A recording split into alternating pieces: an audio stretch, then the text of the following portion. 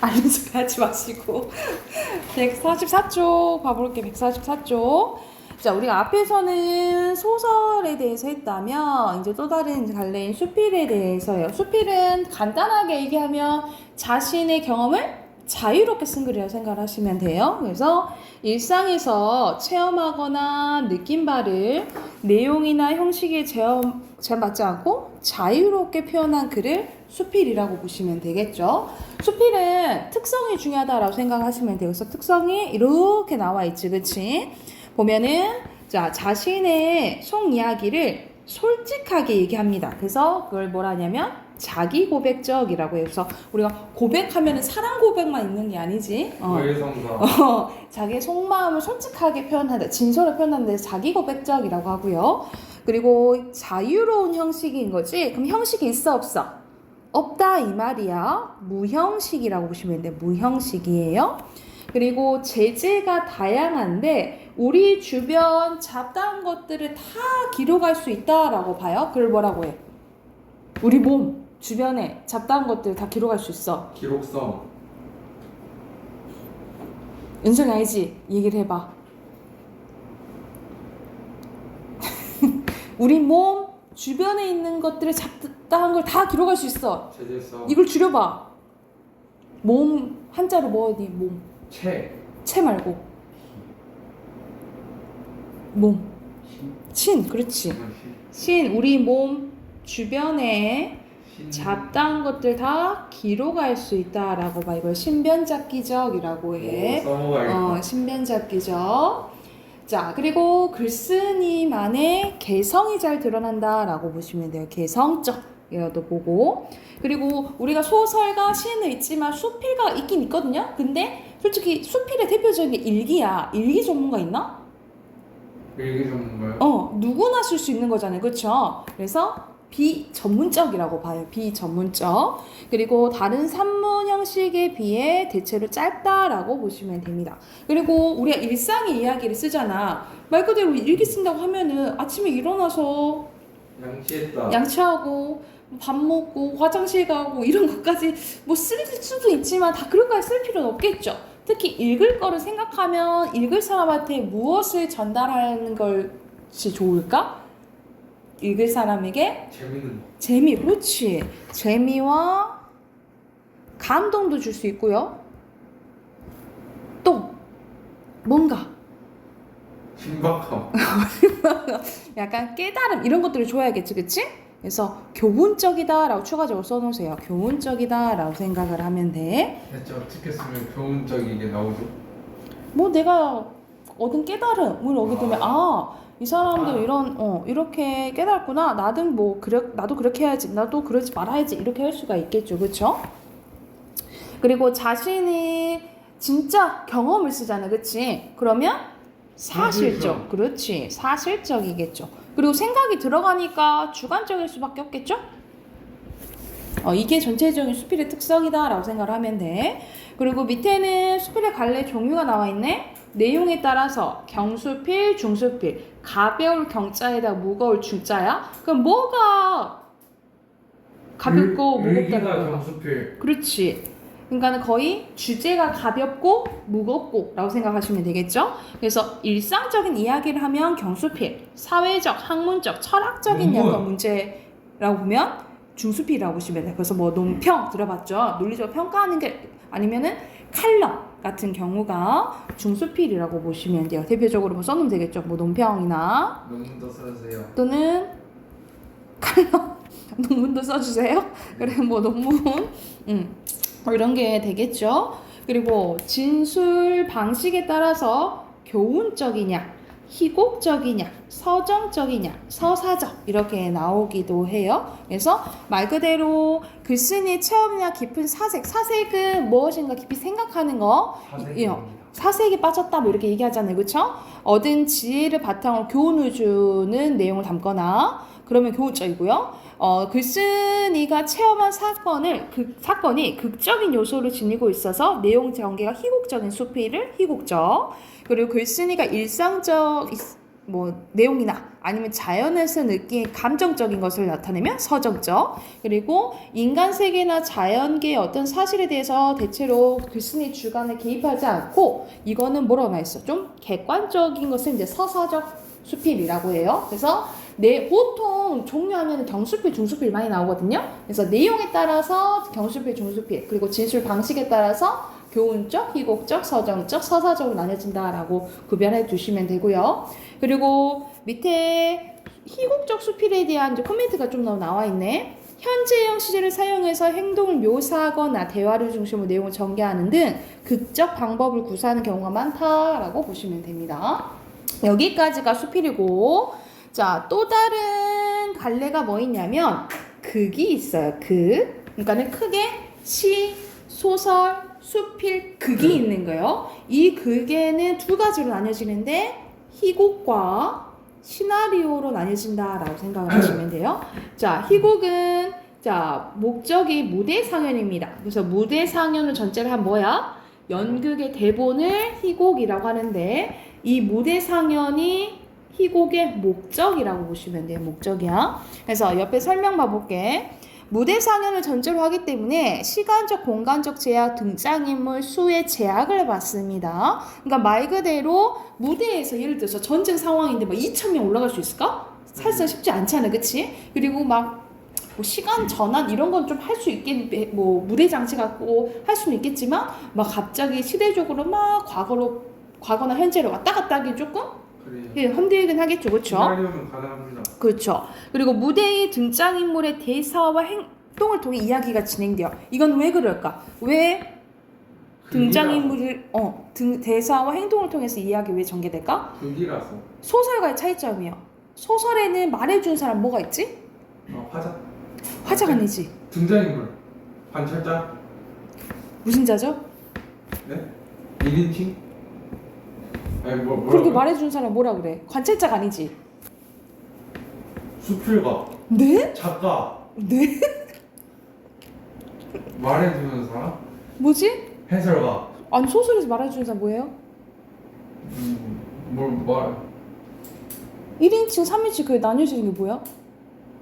시점. 그래, 누가 어떤 관점에서 보는 걸 시점이라고 해. 주인공. 어머나, 이게 단어가 안 나오네. 등장인물. 얘기해줘. 뭐지? 아니 그러니까 그 뭔 말인지 아는데 그 적절한 단어가 떠오르지 않아요. 너네들 지금 준하니가 얘기할 때까지 기다릴 거야? 응. 소설에서 말해준 사람이 뭐예요? 사람이요. 관찰자가 아니지. 무슨 자라니까? 무슨 자? 관찰자? 은성아, 너의 일이 아닌 것처럼 그렇게 나몰라하지 말고 뭐야? 자? 어머, 고민할 일이야? 진짜 몰라서 대답 안 하고 있었던 거야? 알지? 너 왜 눈 피해? 선생님 내 눈 피해. 아니 시에서 말하는 사람은 시적 화자라면서요. 소설에서 말하는 사람은 모르냐고요. 아니 너 미치겠네. 글적 화자요? 서술자요. 서술자요. 자, 소설에서는 왜 그러냐면 서술자가 없기 때문이에요. 서술자가 없기 때문에 자, 인물의 대사와 행동을 통해서만 사건이 전개된다라고 보시면 돼요. 이야기가 진행된 거는 나레이션은요? 나레이션은 말 대사잖아요. 네, 나레이션 대사잖아요. 그래서 인물의 성격 이런 이게 소설과의 차이점이라고 보시면 되겠죠. 그리고 인물의 성격과 의지가 만들어내는 극적 대립과 갈등이 있습니다. 여기서 대립과 갈등이 있다라는 건 이건 소설가의 공통점이겠죠. 그렇죠? 그리고 모든 사건을 무대 위 배우의 행동을 통해서 지금 일어난 사건을 현재화해서 표현한다라고 보시면 돼요. 그러니까 예를 들어서 그가 들어온다, 그가 칼을 뽑는다 이런 식으로 현재형으로 지낸다라고 생각을 하시면 돼요. 자, 그리고 오른쪽으로 하면 145쪽 희곡의 형식 요소 봐볼게요. 그러니까 소설에 3요소가 있는 것처럼 희곡이 이제 3요소인 거야. 그러면은 대사와 행동을 통해서가 진행된다 하더라도 어떤 상황인지 처음에 설명을 해줘야 될 거 아니에요. 그죠? 그게 해설이에요. 해설은 희곡의 첫머리에서 등장인물, 무대장치, 배경들을 설명하는 말을 해설이라고 하고요. 그리고 대사는 당연히 등장인물이 하는 말이죠. 대사에는 세 가지가 있어요. 대화, 독백, 방백이 있다라고 보시면 됩니다. 대화는 티키타카 왔다 갔다 하는 거, 그치? 그리고 독백은 혼잣말 하는 거. 그리고 방백은 연극만의 특징이에요. 관객한테는 들리지만 무대 위에 다른 사람한테는 들리지 않는 걸로 약속하는 말이라 보면 돼. 그러니까 예를 들어서 막 싸우고 있어. 근데 갑자기 빠밤 하고 여기는 멈춰있는 상태에서 내가 얘네들 봐보세요. 내 저럴 줄 알았어. 이런 식으로 관객한테만 들린다고 치부하는 대사를 뭐라 한다는 거야? 방백이라고 한다고요. 그래서 대사에는 뭐가 있어? 대화, 독백, 방백이 있다라고 보시면 되고요. 자, 지시문은 행동을 나타내는 거예요. 근데 행동뿐만 아니라 무대 장치를 나타내는 무대 지시문, 그리고 행동 지시문이 있다라고 보시면 됩니다. 그래서 자, 희곡의 3요소예요. 해설, 대사, 지시문. 대사에는 뭐가 있어? 대화, 독백, 방백, 그리고 지시문에 무대 지시문, 행동 지시문이 있다라고 보시면 되고요. 자, 구성 단계. 우리 소설의 구성 단계 뭐지? 발단, 전개, 위기, 절정, 결말이죠. 그쵸? 이거는 발단, 전개, 바로 뭐야?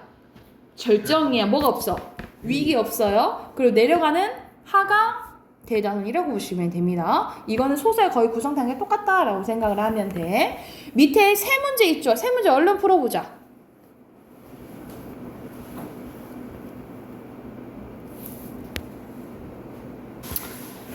자, 답 확인해보면 1번에 알맞지 않은 거 몇 번이에요? 2번. 2번. 여기서는 둘 다 다루는 거지, 그치? 그리고 2번의 순서대로 연극, 그리고 제약을 받는다라고 보시면 되고요. 자, 3번 봐볼게. 여기서 볼 수 없는 희곡의 요소를 모두 고르는 거예요. 여기서는 대화 나오죠. 그치? 그리고 여기서는 그러면 이거 1번 맞죠? 그 독백 있나요? 아니요. 없지. 그리고 무대 지시문 있어요. 바람 부는 거 맞겠죠, 그쵸? 행동도 있어요. 있죠. 방백 없는 2번, 5번이에요. 됐으면 그럼 옮겨서 그러면 작품 윤호영의 봄 가볼게요. 여기서는 봄에 대해서 생각하는 수필이라고 보시면 됩니다. 수필이에요. 내용 한번 보고 문제 바로 풀어볼게. 자, 나무는 해를 거듭하면 연륜이 하나씩 늘어갑니다. 그 연륜을 보면 지나간 봄과 가을이 하나도 빠지지 않고 둘레 남아 금을 긋고 있다. 그러니까 우리가 그 나무 보면은 나무 테 있잖아, 그치? 거기서 이제 나이를 알 수가 있는 거지, 그쵸? 가을과 봄은 가도 그들이 찍어놓은 간 자취는 가시지 않고 기록되어 있다. 사람도 흰 털이 하나하나 늘어감에 따라 지나간 봄과 가을이 털럭이 쌓이고 쌓여 느낌이 커간다라는 거죠. 그러니까는 자연이 이렇게 쌓이고 하는 것처럼 사람도 이렇게 쌓이고 이제 늙어가는 걸 나타난다는 거지. 꽃을 보고 반기는 소녀의 봄은 꽃뿐이지만 꽃을 캐는 소녀를 아울러 봄을 느끼는 봄은 꽃과 소녀들이 돼요. 그리고 사랑을 노래하는 청춘의 봄은 화려하고 찬란한 봄이지만 그것을 바라보고 느끼는 봄은 인생의 끝없는 봄이다 라고 생각을 한 거야. 그래서 이 사람은 누가 봄을 젊은이의 것이요 늙은이의 것이 아니라던가 이 사람이 생각했을 때는 봄은 젊은이의 것만이 아니고 늙은이도 충분히 봄일 수 있다 라고 얘기를 하는 거잖아요, 그치? 그러니까 이건 일반적으로 사람들이 생각하는 것에 대해서 판기를 든 거죠, 그쵸? 우리가 일반적으로 사람들이 옳다고 생각하는 개념을 뭐라고 하냐면 통념이라고 해요, 통념. 그래서 만약 문제에서 통념에 대해서 반박한다 하면 일반적인 아는 것에 대해서 반기를 든다 이렇게 보면 돼. 그래서 이 문장은 일반적인 통념을 뭐에 대한? 봄에 대한 밑에 써놓으시면 되겠죠? 봄에 대한 일반적인 통념을 뒤집어서 얘기했다 라고 보시면 되겠죠? 일반적인 봄에 대한 통념을 뒤집어서 얘기했다라고 생각하시면 돼요.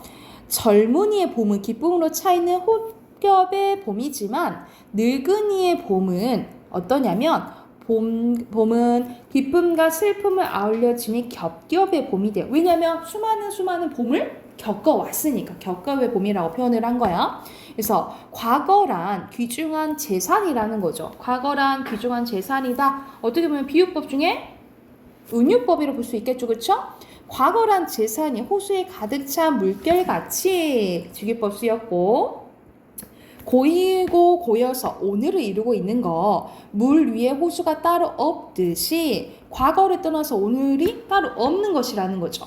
그러므로 물이 많을수록 호수가 아름답고 과거가 길수록 오늘이 큰 것이다. 그러니까 우리 노년은 그 과거를 막 살아왔기 때문에 더 좋은 것이다. 가치 있는 것이다 라고 생각을 하는 거예요. 그러니까 늙은이 다 나쁜 것은 아니다 라고 얘기를 하는 거죠.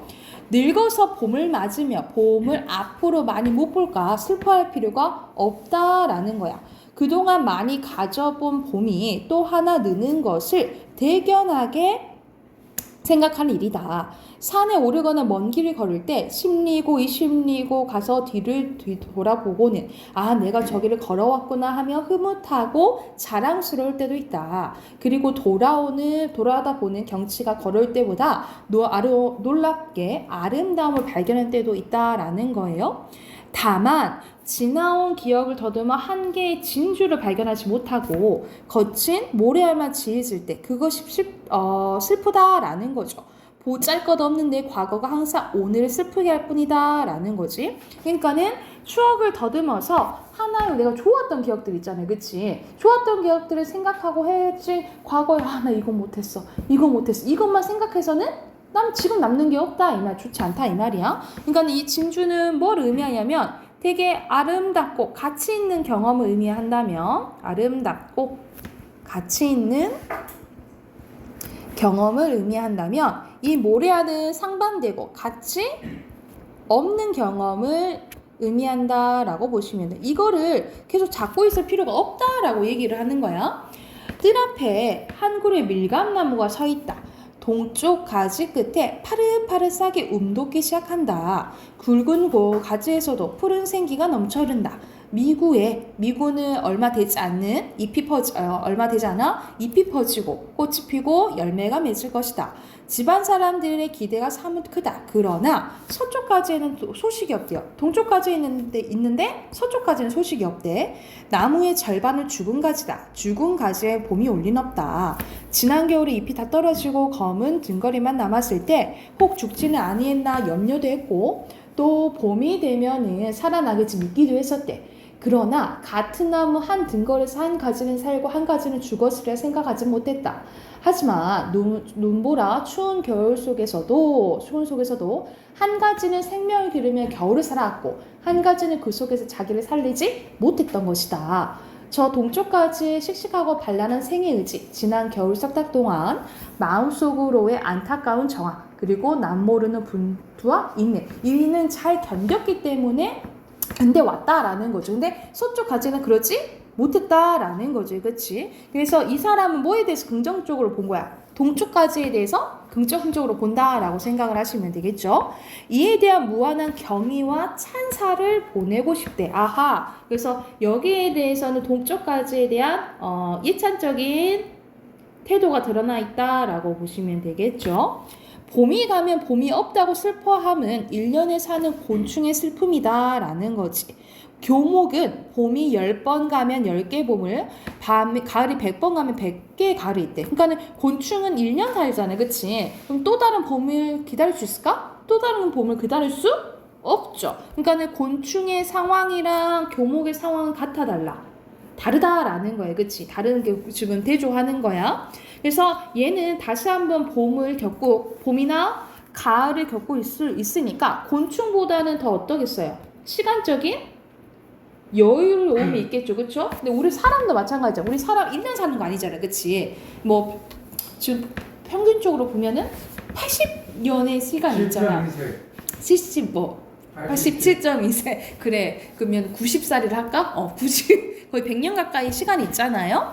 그래서 더 여유로움을 가져라 이 말이야. 생활에 따라서는 인류 역사 억만 년의 봄이 다 내 몸에 간직된 봄이요. 그리고 생각에 따라서는 잊지 못할 뚜렷한 봄이란 또 몇 날이 못 될 것이다. 그러므로 오랜 세상에 머물러 봄을 여러 번 보는 것이 귀한 것이 아니라 뭐가 귀한 거냐면 봄을 봄답게 느끼고 지나온 모든 봄을 회상하며 과거를 잃지 않고 되새기는 것도 우리의 생활을 풍부하게 해줄지언정 섭섭할 것은 없다라는 거야. 이게 이 사람이 하고 싶은 말이라고 보시면 돼요. 그러니까는 노년에 이런 봄을 잘 즐겨라 이 말이에요. 그러니까는 노년이면 사실상 남아있는 시간이 많지 않잖아, 그치? 근데 남아있는 시간이 많지 않다고 아이고 내가 이제 3년밖에 안 남았네 이렇게 생각할 필요가 없고 이미 많이 즐겨왔잖아. 이걸 되새기고 지금 거를 그냥 즐겨라 이 사람 이 말을 하고 싶은 거야. 그러니까 여기서는 노년에 이제 세월을 즐기는 봄을 즐기는 바람직한 자세에 대해서 얘기하고 있다라고 보시면 되겠죠. 이게 이 사람이 하고 싶은 말 주제라고 생각하면 돼요. 다만 봄은 나를 잊지 않고 몇 번이나 찾아와 세월을 깨우쳐 주었건만 둔감과 태만이 그를 저버린 채 헛되이 늙은 것이 아쉽고 한스러워 다시 찾아주는 봄의 죄의식조차 느낀다. 그러니까는 평소에 이제 이렇게 또 생각 안 했다는 거, 소중히 생각 안 했다는 거지. 그러나 이제 발버둥쳐 봐도 미칠 수 없는 일, 고요의 뜰 앞에 거닐며 지나간 봄의 가지와 추억과 회상을 남겨보는 것이다. 오늘따라 주인은 말할 것 없이 고요하고 따스한 햇볕이 백금처럼 빛나고 있다. 그래서 지금 현재 봄을 즐기는 이야기가 나온 거죠. 그래서 여기서는 자신이 봄에 대해서 또 세월에 대해서 생각해 본 것에 대해서 정리한 수필이라고 생각을 하시면 돼요. 그러면 이거 바로 문제 한번 또 풀어볼까요? 147쪽 그리고 148쪽 문제 바로 풀고 답하긴 할게요.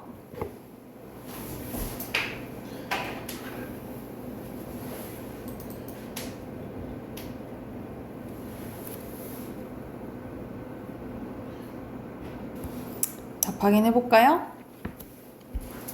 자, 1번에 알맞지 않은 거 3번 비유적 표현 직유법도 나왔고 운유법도 나왔고 이 문단에 나왔는데 맞아요. 맞죠? 전 3번 안 했어요. 그죠? 몇 번 했는데요? 저 5번. 5번요? 아 이거 애매해요 너무 답이. 이것도 1분단에 나오지 않았어요? 그렇죠? 나오는데 약간 그 3번 느낌도 나긴 하는데 딱 안 나오는 게 딱 보이는데 명언 안 나왔어요. 2번이에요. 그 꽃을 보고 반기는 소녀는 그거는 이 사람이 그냥 한 말이에요. 약간 명언의 기질이 뭐예요? 아닌데요. 2번에 알맞지 않은 거 여기서는 4번. 여기서는 세월 이건 비유를 한 거지 봄보다 가을이 더 막 소중하다 이거 아니죠. 봄은 그 시간을 이제 상징하는 거라 생각하면 되겠지. 그리고 3번에 생의 의지를 드러내는 건 동쪽까지죠. 3번입니다. 이쪽까지요. 네. 개에 대한 찬사가 나와 있잖아요. 그쵸? 1, 2문에 들어갈 거 노년, 3문단에 들어갈 거 기쁨, 4문단에 들어갈 거 의지. 그리고 밑에 젊은이의 봄과 늙은이의 봄은 상반단에 있는데 젊은이의 봄은 기쁨으로 차 있는 거. 늙은이의 봄은 기쁨과 슬픔이 아울러 있는 거죠. 그래서 글쓴이의 관점에서는 노년에 맞이하는 게 더 아름다울 수 있다. 가치가 있다. 라고 본 거죠. 그리고 여기 들어갈 빈칸은 유축. 비슷한 거예요. 비슷한 것으로 하는 논증이지. 그리고 봄을 상반되게 대조하였으며 과거를 귀중한 재산이라고 비유했죠. 은유법 쓰였죠. 그리고 물결 같다라고 했습니다. 여기가 됐을까요? 네, 여기까지 하고 비문학 꺼내보세요. 비문학생이 하나 풀어오라 그랬는데 앞으로 쌤. 풀어왔죠? 풀었어요? 연생 풀었어요?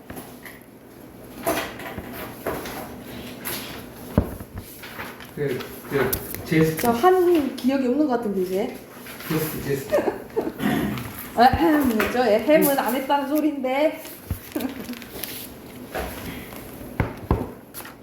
이거 응.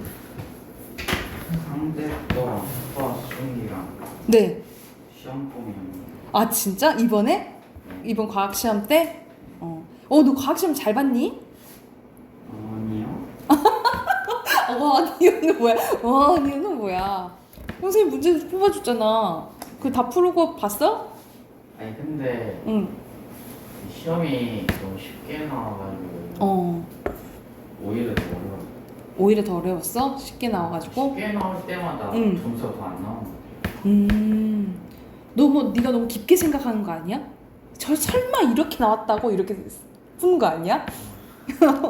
이렇게 쉽게 이러면서 그냥 생각했던 것보다 안 나왔구나 점수가.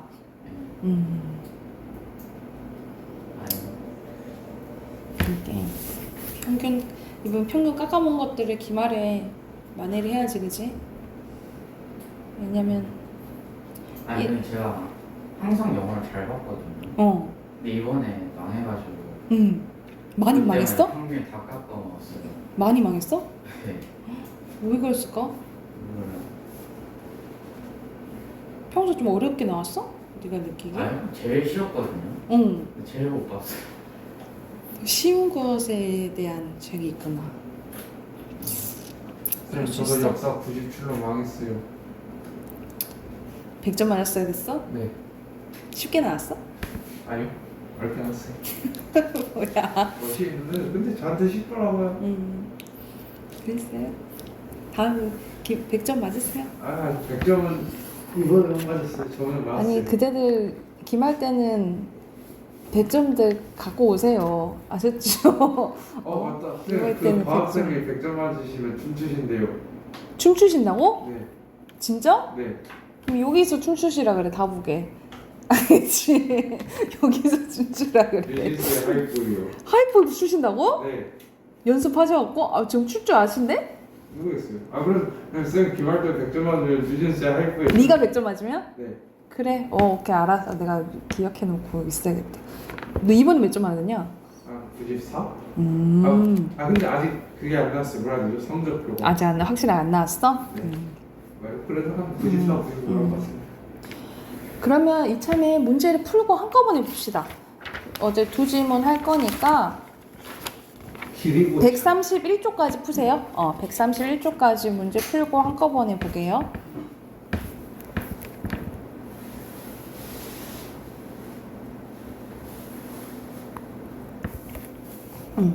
자, 124쪽 같이 한번 봐볼게요. 여기서는 습도에 대해서 나오는데 이 습도가 두 가지로 나뉘어진다는 거지. 절대 습도와 상대 습도. 그런데 이제 불쾌 지수를 따질 때는 이제 상대 습도를 얘기를 한대요. 이제 우리 이제 불쾌 지수가 높은 이제 계절이 오죠. 그래서 절대 습도는 말 그대로 일정한 부피에 공기 중에 포함되어 있는 수증기의 양을 말하고, 상대 습도는 상대적인 습도, 즉 현재 온도의 포화 수증기의 양에 대한 대기 중의 수증기의 양을 100분의 1로 나타낸 거라는 거죠. 그래서 보통 일기예보에서 나오는 것은 상대 습도라는 거야. 쾌적한 실내를 위해서는 상대 습도를 40에서 60%로 유지하는 것이 좋은데, 포화 수증기 양이 많아지거나 그리고 대기 중 수증량이 적어질수록 상대 습도는 어떻게 된다는 거예요? 낮아진대요. 자, 이 포화 수증기량은 온도에 따라 높아지기 마련이므로 공기를 가열하면 포화 수증기량을 늘릴 수 있고, 이에 따라 상대 습도를 줄일 수가 있대요. 그리고 공기 중에 습기를 직접 제거해도 낮출 수 있다라는 거지. 이게 방법 두 가지가 되겠죠, 그렇죠?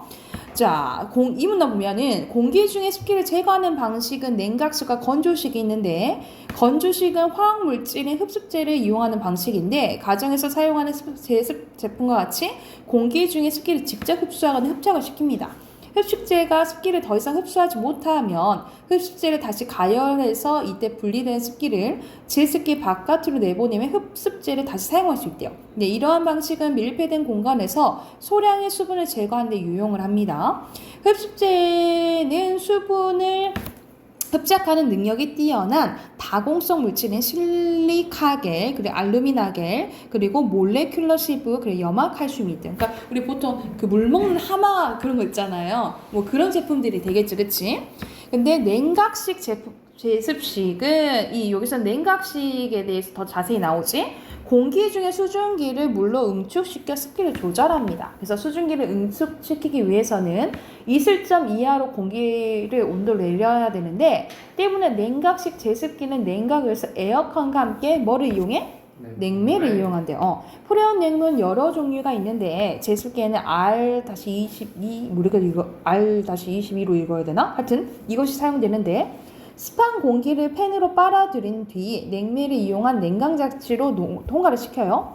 그리고 냉각장치로 통과하고 하면 그때 온도가 낮아지고 공기가 이슬점에 도달해 수증기가 물로 변해 냉각관에 맺혀 물통에 물이 떨어져 모입니다. 찬물을 담은 컵의 표면에 물방울이 맺히는 것과 같은 원리인 셈인데, 습기가 제거된 건조한 공기는 응축기를 거쳐 다시 데워진 후에 그 다음에 실내로 방출된다라는 거죠. 그러니까는 상대 습도가 높을수록 공기 중 수증기가 물로 변하기 쉬워서 제습 효과적인 게 이 냉각기 제습기라고 보시면 되겠죠. 그래서 이런 유형들에 대해서 보는데, 전자식 제습은 펠티의 효과를 이용한 열전 냉각 방식으로 작동을 한대요. 펠티의 효과는 뭐냐면, 다른 두 금속의 양 단면을 서로 연결하고 전기를 통하게 하면 그 양 단면에서 발열과 냉각이 동시에 일어나는 현상인데, 전자 제습기는 이 효과를 적용한 열전 반도체의 소자를 사용하며 냉각되는 금속반 쪽에서 공기 중에 수증기를 응축시켜 밖으로 배출하게 됩니다. 이러한 전자식 제습기는 소음이 없고 소형화 가능해 카메라나 보청기 같은 정밀기계를 보완하는 제습함이 이용된다라는 거죠. 이런 식으로 전자식도 있다라는 거지. 이에 대한 문제 봐볼게. 내용 일치 문제잖아요, 그쵸? 알맞지 않은 것은, 여기서는 발열과 냉각이 동시에 일어나는 거 마지막에 뭐라 했어요? 전자식만 해당되잖아요, 그치? 냉각식은 아니죠. 그래서 아니고 5번이에요. 자, 그리고 2번에 알맞지 않은 거, 그 과정이 나와 있는 거죠? 그치? 여기서 알맞지 않은 것은? 2번. 오히려 포화 증기량이 낮아지겠죠. 줄어들겠죠. 그쵸? 2번이에요. 자, 순서대로 1문단에 들어갈 거. 상대 습도. 상대 습도. 그리고 3문단에 냉각식이죠. 그리고 세 가지에 대해서 정리되어 있네. 건조식에 들어갈 빈칸, 흡습제고요. 그리고 다공성. 그리고 냉각식에 들어갈 거 물, 냉매고요. 전자식에 대해 무슨 효과였어? 펠티에죠? 그리고 정밀 기기입니다. 자, 팬, 냉각자치, 냉각과 물통, 응축기로 이동되면서 순서대로 냉각, 이슬점, 그리고 마지막에 실내예요. 실내. 그리고 어휘 봐볼게요. 순서대로 1번에 수증기, 2번에 비율, 3번에 불쾌고요.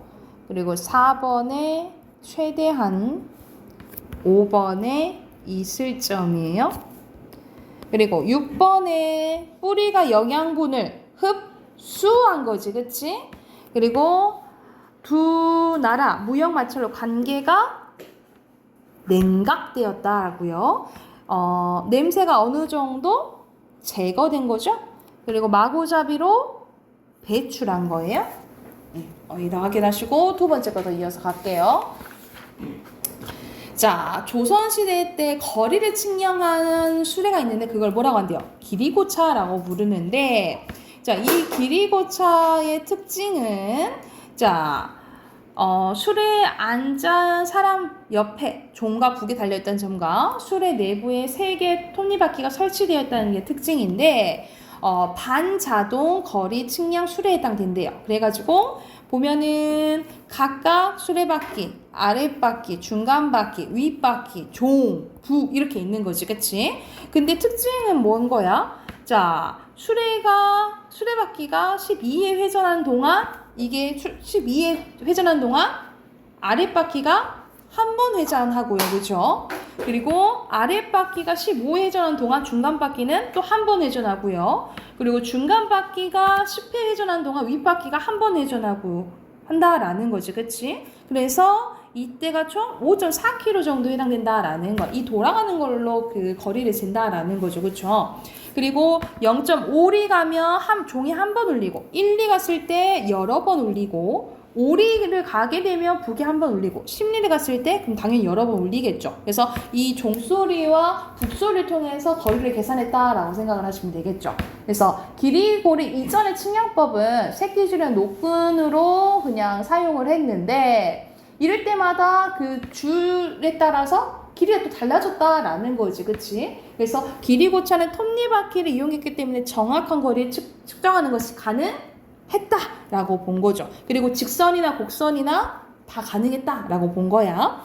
그래서 길이 고차가 처음 시작된 조선 세종 때는 세종대왕은 못한 게 뭐야? 하여튼 저를 가지지 못했습니다. 오 마이 갓. 소름이 갑자기 추워지는데. 그래, 시대를 잘못 태어났네, 준하나. 네. 그치? 세종 때 태어났어야 됐네.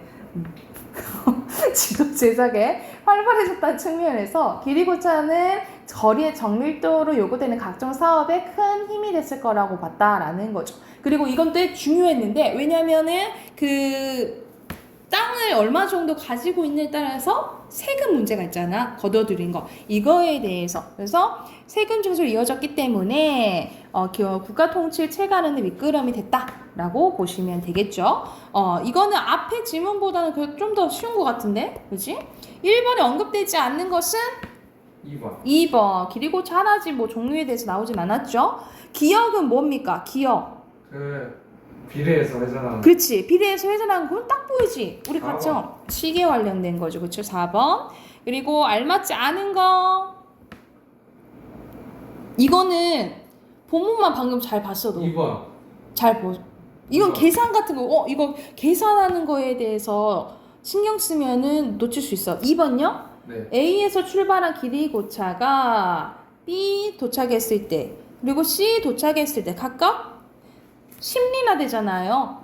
그쵸? 그럼 여러 번 울렸겠지. 아니 근데 B에 도착했을 때 그리고 C에 도착했을 때 아니 그 B에 이거는 10리고 여기서는 그러면 20리인데 거기 가서 10리 10리? 20리. 그러면 10리만 가서도 여러 번 울리잖아요. 그쵸? 이건 맞아요.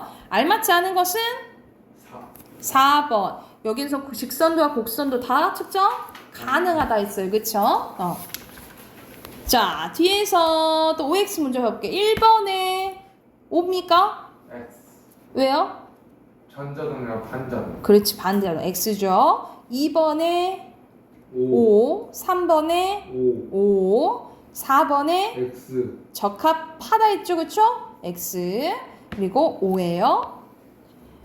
자, 여기서는 12회 회전하면 120자. 그렇지. 그리고 아랫바퀴 15회. 그리고 이거는 윗바퀴.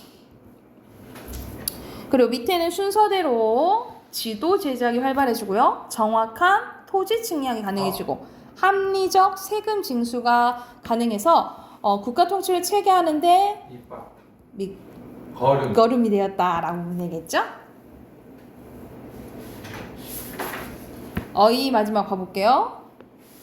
위에는 그 전통적인 단위에 대한 내용이 나오거든요. 그러면 이건 순서대로 측량, 측정, 예? 그 측면이에요. 2번 측량 아니에요? 아니에요. 1번이 측정이에요. 1번 측량이고 2번 측정이요. 그리고 이거는 뭐야?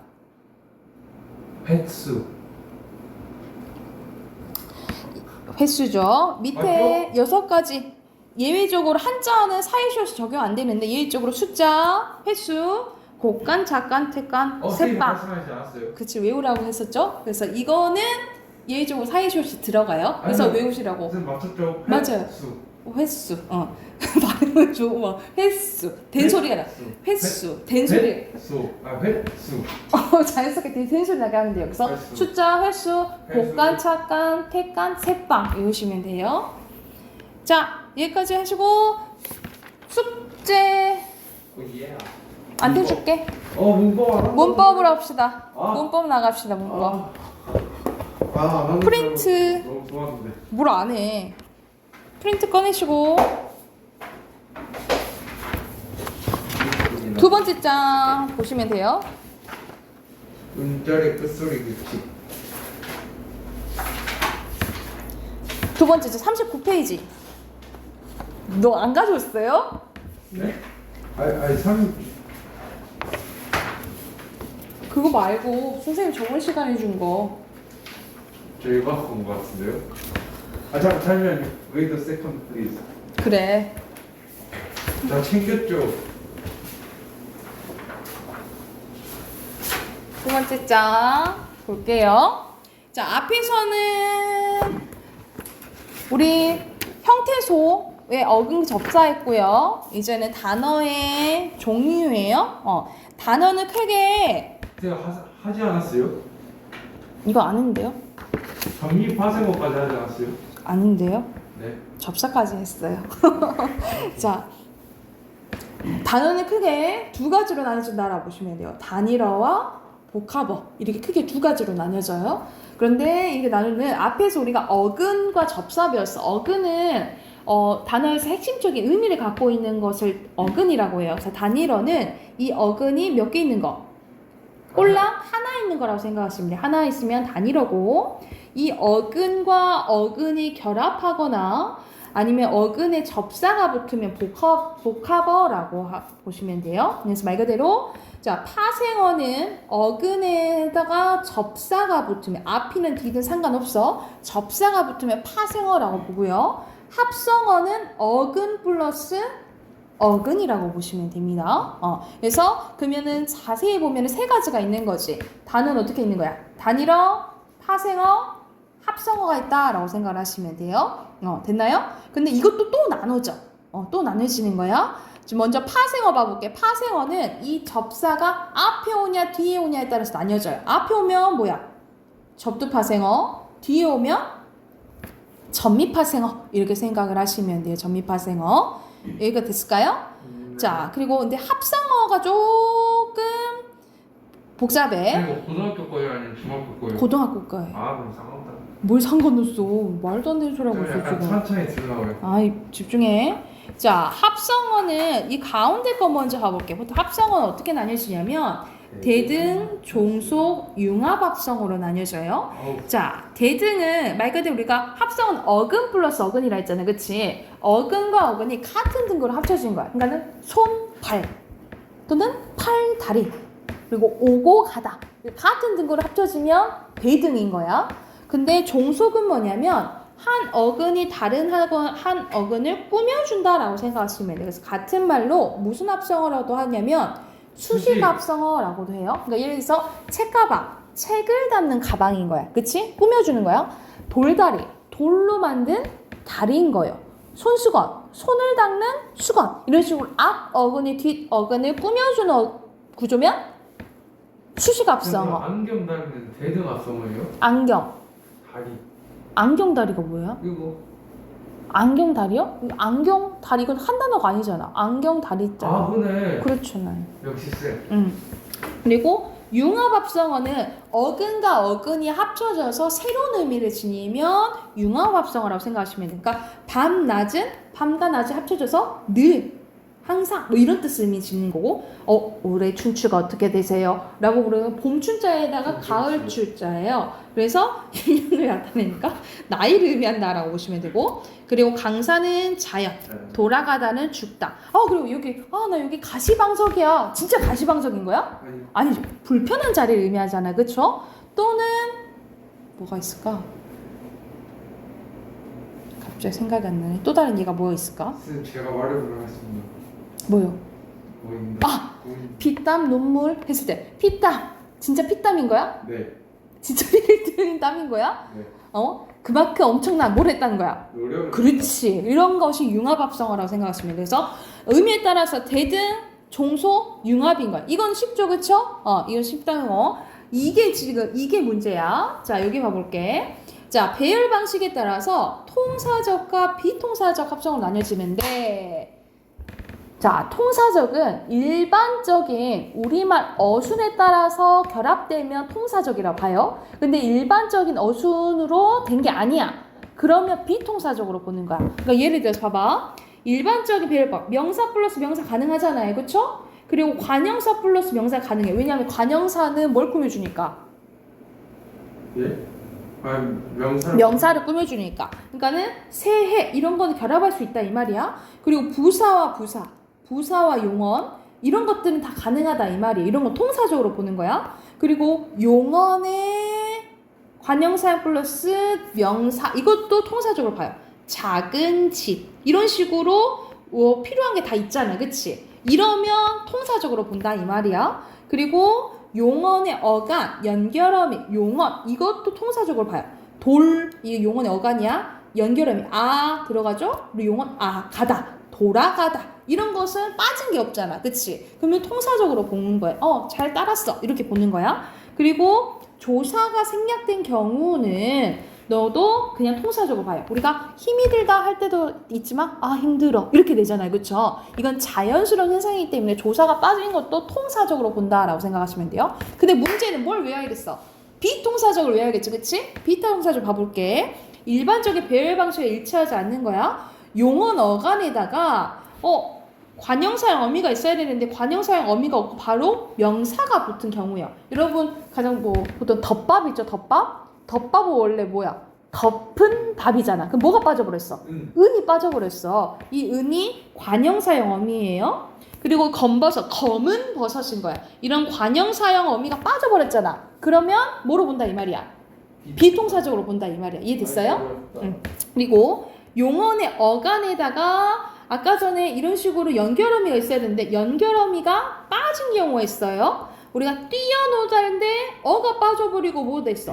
뛰놀다. 그리고 높고 푸르다인데 고가 빠지고 노푸르다. 그러니까는 이건 연결어미가 빠졌죠. 이런 식으로 연결어미가 빠져도 뭐로 봐? 비통사적으로 본다 이 말이에요. 비통사적으로. 그리고 부사와 명사가 붙은 경우. 부사는 원래 뭐 꾸며줘야 돼? 부사요? 체험 빼고. 형용문 수식. 체험 빼고 꾸며줘야 되잖아. 근데 오히려 체험을 꾸며주고 있죠, 그치? 이런 식으로 부사 다음에 명사가 오면은 이거는 어울리지 않는 거예요. 그래서 이것도 비통사적이라고 생각을 하시면 돼요. 네, 아셨죠? 그러니까는 자 이거 경우 크게 생각하면 돼. 관형사형 어미가 빠지거나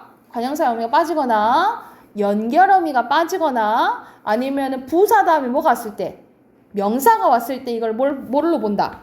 비통사적으로 본다라고 생각하시면 돼요. 비통사적. 됐나요? 네. 전혀 안 된 것 같은 느낌인데. 자, 그리고 합성에 대해서 명사라 되거나 이거는 쉬워. 합성이 돼서 동사가 되거나 합성이 돼서 형용사가 되거나 합성이 돼서 부사가 된 경우에요. 이거는 왜 부럽고 봐야 될 게 이 부분이야. 비통사적 보시라고. 비통사적 외우시라고요. 그리고 옆에 잠깐 봐볼게. 여기 보면은 우리가 고등과정 가면 단어를 이제 분석할 줄 알아야 돼요. 단어를 봐서 이 단어가 어떻게 만들어졌을까? 뭐가 합쳐져서 뭐가 됐을까? 그럼 결과적으로 얘가 얘가 결과적으로 합성할까? 결과적으로 파생할까? 이걸 분별할 줄 아셔야 돼요. 그걸 뭐라 하냐면 분석하는 걸 직접 구성성분이라고 해요. 직접 구성성분이라고 하는데 자, 직접 구성성분은 2번 봐보자. 단어가 어떻게 만들어지는지 파악할 때 봅니다. 그래서 우리 흔히 그냥 사용하는 놀이터 있죠. 이 놀이터는 어떻게 이루어졌을까를 보는 거야. 놀이터는 크게 봤을 때 놀이 플러스 터예요. 그러면 크게 어근 플러스 어근에 보면 되는데 어근 플러스 어근이죠. 근데 이 놀이는 또 나눌 수 있어. 어떻게 나눌 수 있어? 놀다. 놀 플러스 이잖아, 그치? 그럼 이건 하나의 어근에다가 이가 뭘까? 형용사. 이. 조사. 놀다는 품사가 뭐야? 동사. 형용사. 관형사. 놀다는 동사잖아요. 그쵸? 근데 놀이는 뭐야? 놀이는 명사. 품사가 명사지, 그치? 그럼 이가 붙어서 명사가 됐네, 그죠? 네. 이 역할하는 게 뭐냐면 접사예요. 아, 접사예요. 그럼 고로 놀이는 무슨 어인 거야? 접사가 붙었으니까 무슨 어예요?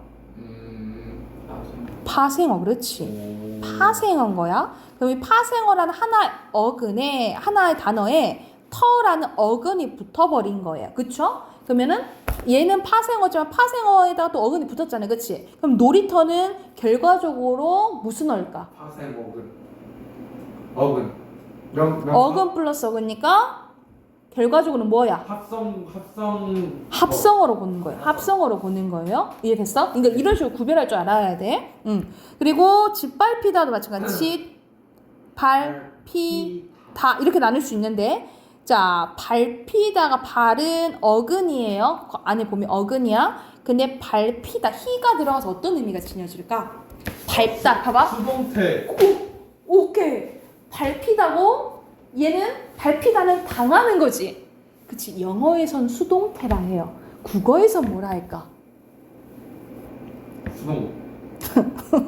국어에서는 영어에서는 be, by 수동태죠, 그쵸? 네. 당하는 거죠. 국어에서는 수동이라 안 해요. 당하는 거. 피동, 그렇지. 이거는 피동을 나타내주는 피동 전미사야. 그러면 여기서도 이게 뭐가 되는 거야? 파생어. 그렇지. 이것도 파생어인 거야. 이렇게 봐서 파생어인데, 짓도 뭐래? 접사래. 접두사. 그러면 접두사. 그렇지. 접두사야. 그러면 어차피 파생어에다가 접사가 붙으니까 결과적으로 뭐라는 거야? 파생어라는 거야. 이런 식으로 구별할 줄 알아야 된다. 그러니까는 여러분이 단어가 이렇게 주어졌을 때 어떤 단어인지를 봐야 된다 이 말이야. 네, 대표적인 예로 한번 해볼까? 싸움질. 이거 어떻게 나눌 수 있을까? 첫 번째 크게 보면은 질이지, 그치? 그러면 싸움은 하나의 어근이에요, 그쵸? 싸우다. 질은 그런 행동이니까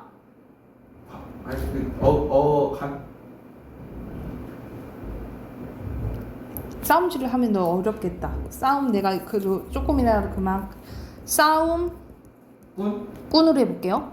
이것도 어근이고 꾼은 접사예요. 접사예요.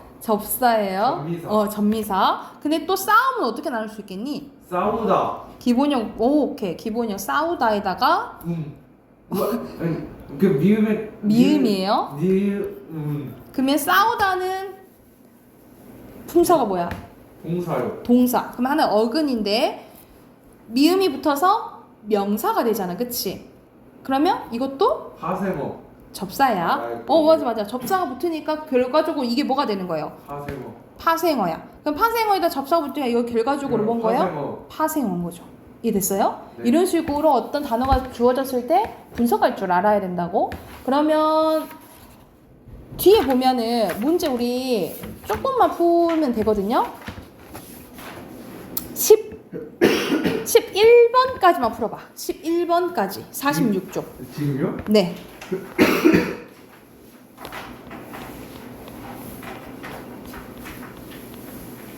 아마 8번까지만 채점돼 있을 거예요. 9, 10, 11 세 문제.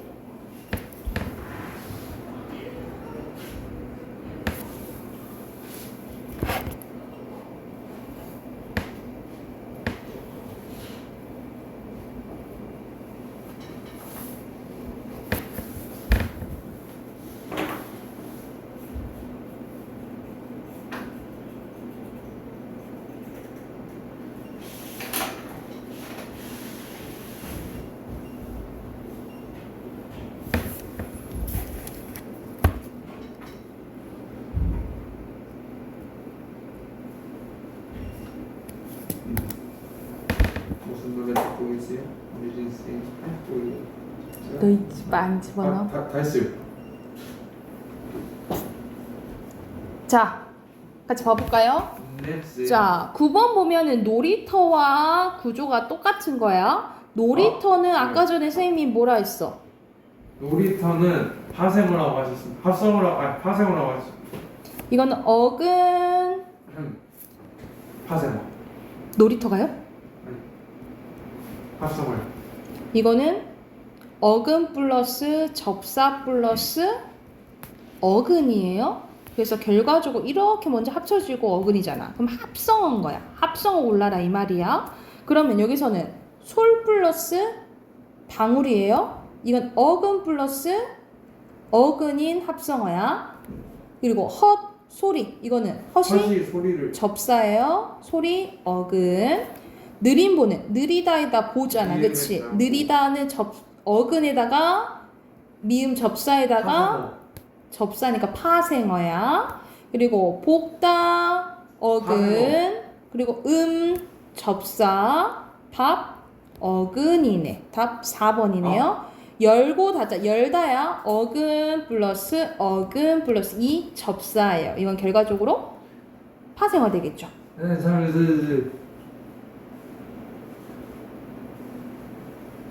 그러면 대셔서 합 써줄게. 합 합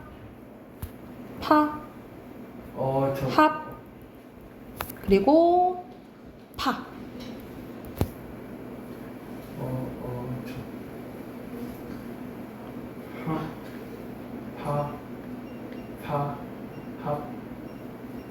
됐나요? 네. 그리고 넘어가 되겠어요? 현서 됐어요?